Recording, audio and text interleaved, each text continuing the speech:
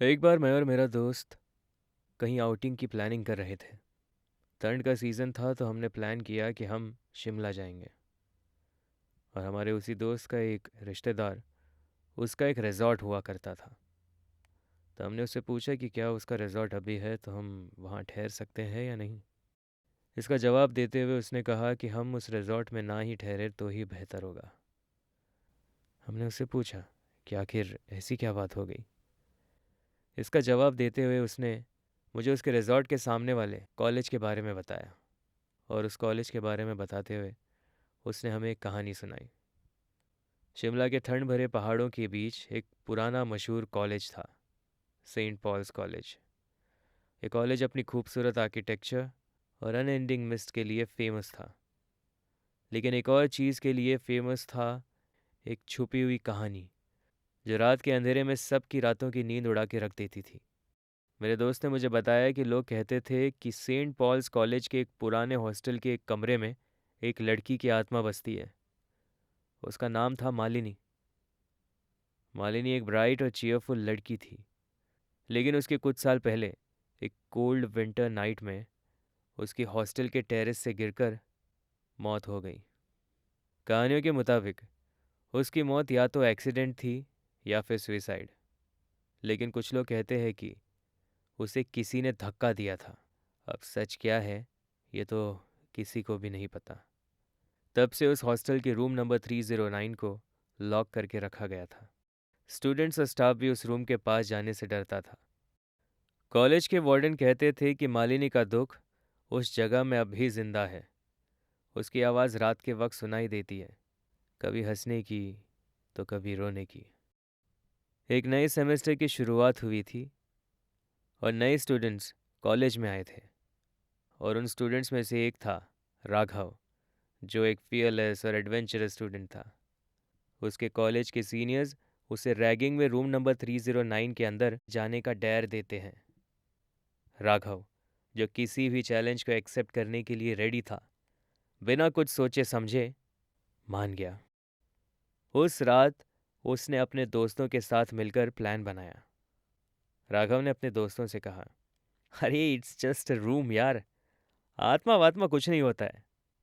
उसने हंसी में कहा, लेकिन अंदर से थोड़ा सा डर उसे भी महसूस हो रहा था। राघव ने अपनी टॉर्च और एक कैमरा लेकर रात के 12 बजे रूम नंबर 309 के सामने खड़ा था। उसने रूम का दरवाज़ा खोला।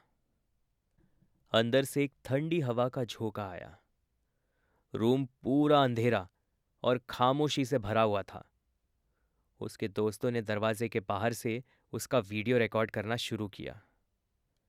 राघव अंदर गया और उसने कैमरा ऑन किया। रूम के अंदर कुछ पुराने फर्नीचर और एक क्रैक मिरर था।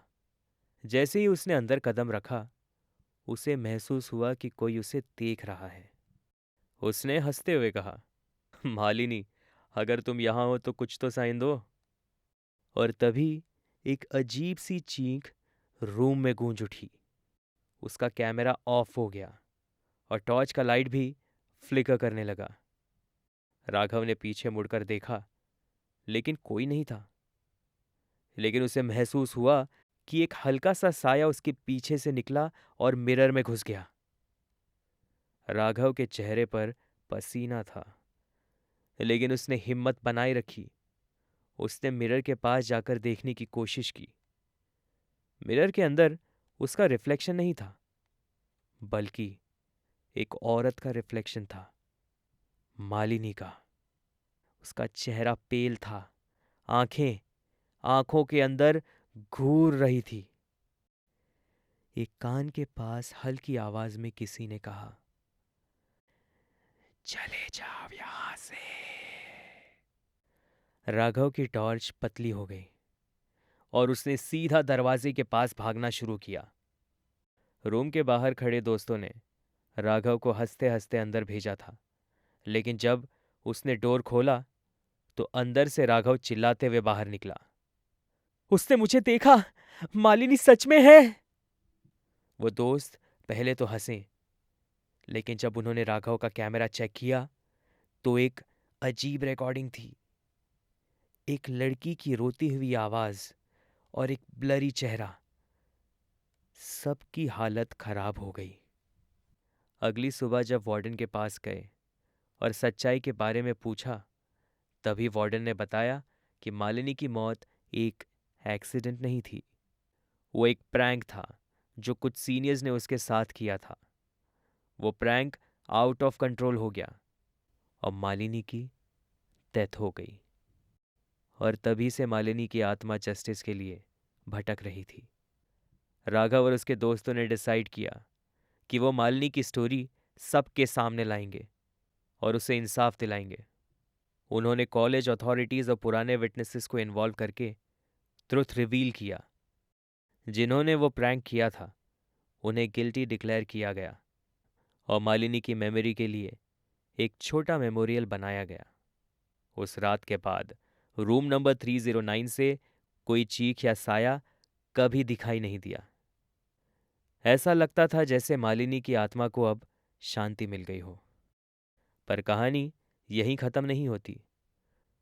कुछ लोग कहते हैं कि रूम नंबर 309 के पास से गुजरने पर आज भी एक हल्का सा परफ्यूम का स्मेल आता है, जैसे मालिनी अब भी वहाँ हो, बस नाराज़ नहीं, लेकिन एक ऑब्जर्वर के रूप में। ये कहानी सुनाने के बाद मेरे दोस्त ने मुझसे कहा कि यही वो बात है जिसकी वजह से वो अपने उस रिजॉर्ट में जाने के लिए मना कर रहा है। तो ये थी वो कहानी जो मुझे मेरे दोस्त ने सुनाई थी। आप सुन रहे थे डर reboot, only on radio city podcast.